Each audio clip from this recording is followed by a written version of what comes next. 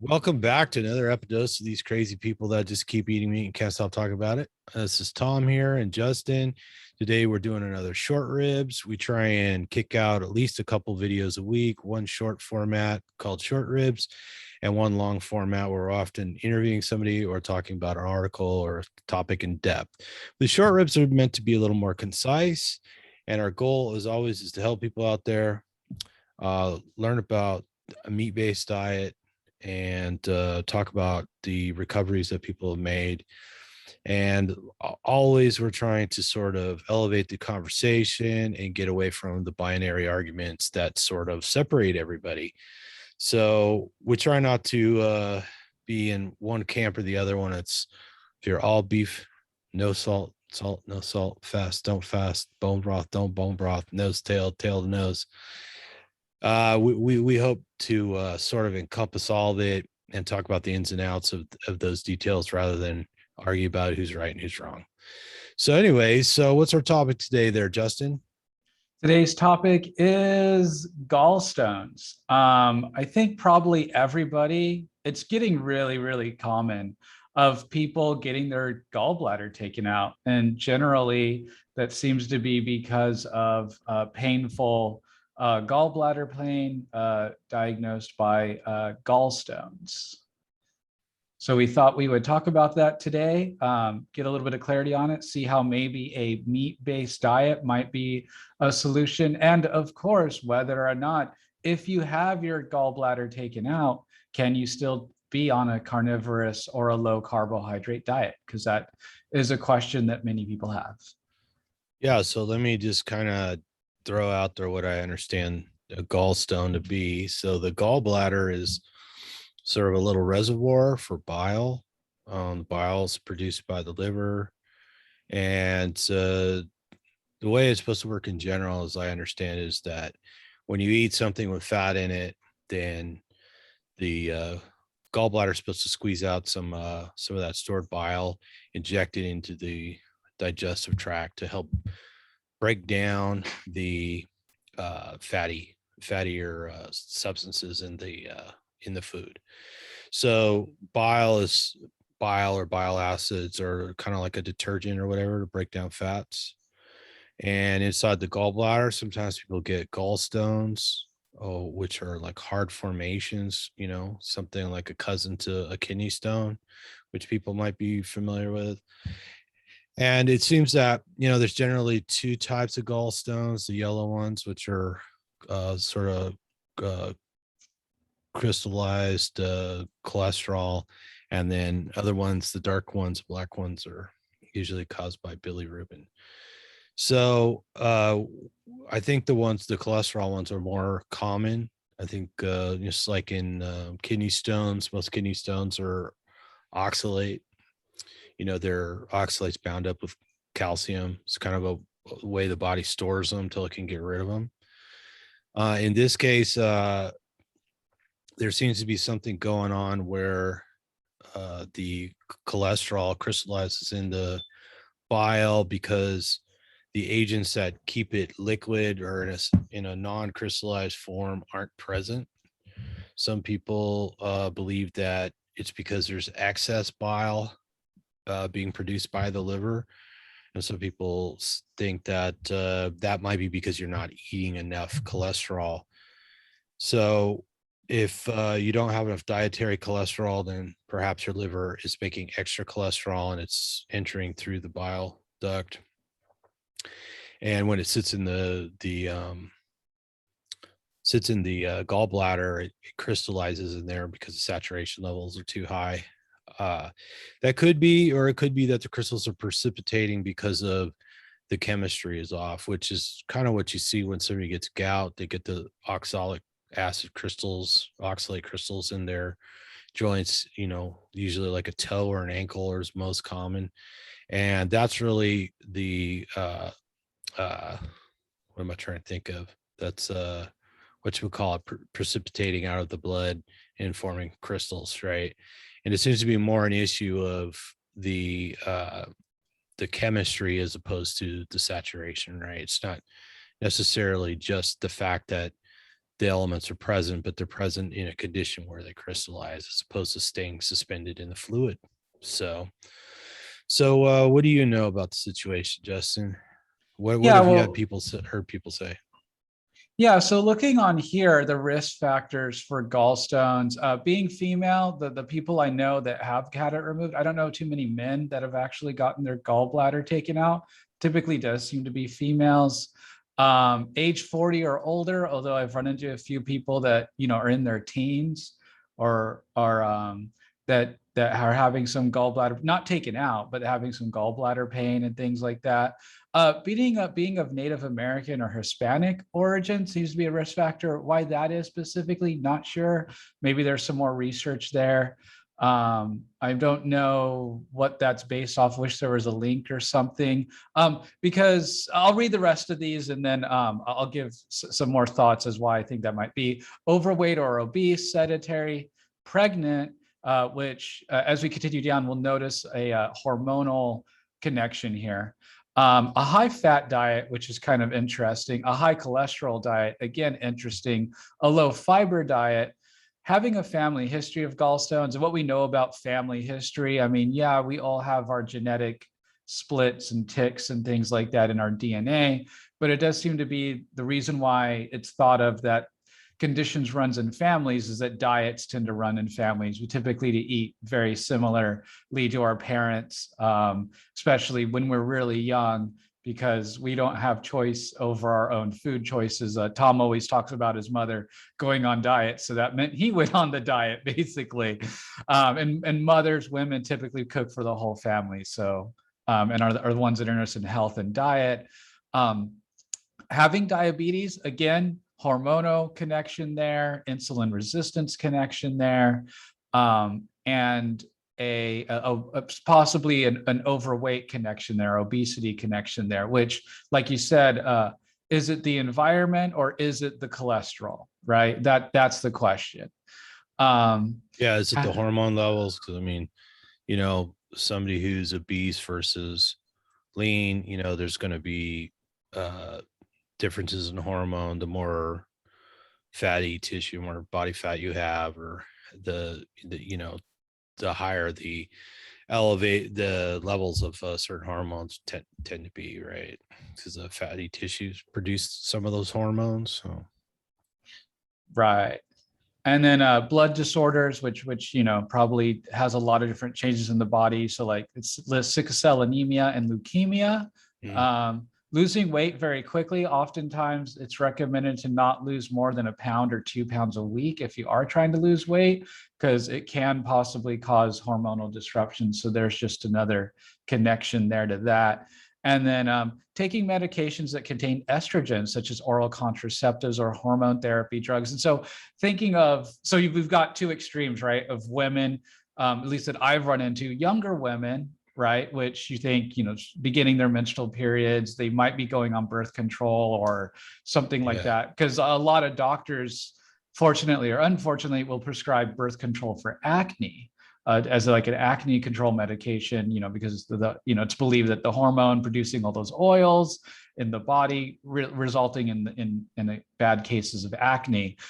So if you have a teenage daughter, or even, I notice people even in their 17, in their early young adult years that still struggle with acne, and their doctor will prescribe them a birth control or a different birth control. And after that, they may end up with some gallbladder problems. And it's because of the hormonal change due to the medication, possibly. And then you have on the other end, right, being age 40 or older. I know 40 is a bit early to be going through menopause, but 40, 45, 50, it's not like overnight, right? So could be again hormonal and leading to these especially combined if by then they are overweight or they also have some diabetes. They could be at risk for the gallbladder. And I think at the end of the day, though, looking at all the different factors, I see a low carbohydrate diet or a carnivore diet. It fixes a lot of these risk factors, right? High tendency to let go me ahead, comment Tom. on that, because since you mentioned, when I was a kid, My mother was always going on diet, and there were several. I don't know if I should mention the names of them, but there's several well-known uh companies, let's say, that you would get meal plans from, and you'd go to meetings and stuff like that. My mother went to a number of those. She got gallstones and had gallbladder Mm. attacks. I mentioned had a gallbladder surgery. And if I'm not mistaken, those groups were sued in mass because the low fat diets that they prescribed often or were associated with the formation of gallstones and people having gallbladder attacks. So as I recall, there were a number of class action lawsuits. Those companies lost and have subsequently changed their low fat diets to higher fat diets. I personally suspect that one of the issues was the fats that people often ate was like you were allowed, like a tablespoon or two of like mayonnaise or something like that. So I remember a lot of that going on. And of course, those are plant fats, they're oxidized plant fats, and probably coming from mostly like soybean and stuff like that. And soy is rich in phytoestrogens, which our molecules are very much like, the estrogen you'd find in a human being. So they have similar effects. So it's probably not too surprising. And I suspect that, a lot of the gallstone issues are actually caused by diet and probably less by genetics and but possibly due to also hormones, right? Yeah, definitely. And what I was going to say is a low carbohydrate or carnivore diet, if nothing else, greatly reduce your risk. Obviously, me and Tom would disagree with them stating that a high fat diet and a high cholesterol diet is the cause. Um, Well, it's that goes back to the same thing about the whole healthy heart hypothesis, sort of stemming from Ansel Keys in the 1950s, where, it was believed that coronary artery blockage, atherosclerosis was caused by fat or cholesterol in the blood. And now we think otherwise because after studying it for the last 70 years, the proof just isn't there. It seems like it's more of an inflammatory situation, and the plaque that forms is really just a band-aid over the inflammation, but the inflammation is actually caused by being on a pro-inflammatory diet. And there are links between inflammation and the formation of gallstones. I think it's the prostaglandin secreted by inflamed tissue that has an effect on the formation of gallstones. So Yeah, and but back to the heart, and I think just the way the different organs and cholesterol being the bad guy. Just a note here: most of the cholesterol in our body is naturally in-house produced. We're not. You can't. I mean, you can, but it's actually very difficult to eat enough cholesterol to actually raise your cholesterol. It's actually other things going on. It's components, but there isn't like a 1-to-1 ratio of chowing down on a steak and your cholesterol's going way up is what I well, mean. yeah, and then cholesterol is important all over our body. It's important to all the cells in our body. And we evolved to have that cholesterol in our body and it to be a major component of our systems and our tissues. So to think that all of a sudden we get to 1900 and people start having heart attacks and gallbladder attacks out of nowhere, and we turn around, we blame it on fundamental building blocks of human beings, like it's like trying to vilify fat, animal fat or protein or you know, uh, cholesterol, whatever. It doesn't matter. To try and vilify that and say that's the problem when that's what we evolved eating really doesn't make any sense when you step back and look at it, right? Yeah, exactly. I mean, we're made of the cholesterol, the fat, the muscle, etc., the protein and the fat, right? So, it just makes, once you break it down, you're like, well, it makes more sense to eat stuff that's more closely related to our cells than plant cells are completely different makeup than human cells, right? And animal Yeah. cells. That's why there's different animal kingdoms, right?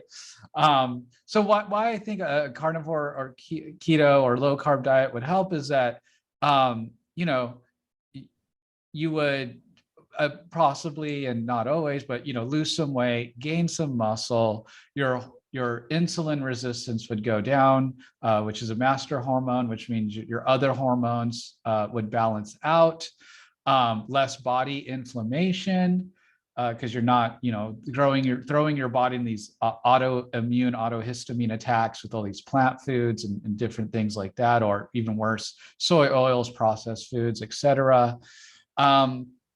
If you are type 2 diabetic, oftentimes people that go on a low carb carnivorous diet seem to go into remission with that.